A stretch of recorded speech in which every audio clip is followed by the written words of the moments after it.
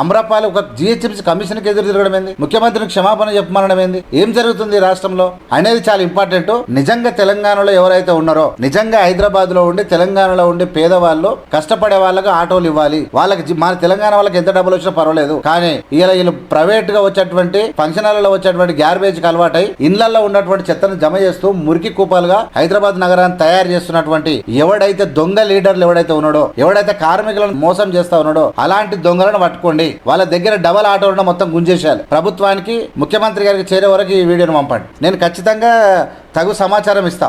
ఎందుకు ఇట్లా చేస్తూ ఉన్నారు? వేలు ఒకడొకడు 50,000 దాకా సంపాదిస్తాడంట. ఫంక్షన్ హాల్లో పోటీ ఆడికి పోయి 5,000 ఇస్తేనే చెత్త కొండపోతా, 2,000 ఇస్తేనే చెత్త కొండపోతా. అట్లా పొద్దున్న నుంచి పొద్దున్నాక అదే పనిగా. ఇక మేము ఇళ్ళకి వెళ్ళి చెత్త ఎందుకు తీస్తారు? ఇక్కడ ఈ జరుగుతున్నట్టు ఎవడెవడైతే దూర ప్రాంతాలకు వచ్చి హంగామా చేసి తెలంగాణలో అల్లరి సృష్టిస్తే వాళ్ళ తాట తీయాల్సిన అవసరం ప్రభుత్వానికి ఎంతైనా ఉంది. దీని మీద ఎంక్వైరీ పెట్టాలి. ఎవడైతే ఒక కార్మికుడు ఉండి ఇన్నోవాల ఫార్చునర్లో తిరుగుతున్నా వాళ్ళ సంగతి కూడా తేల్చాల్సిన అవసరం ఎంతైనా ఉంది. చూస్తూనే ఉండండి ఏవిఎం మీడియా.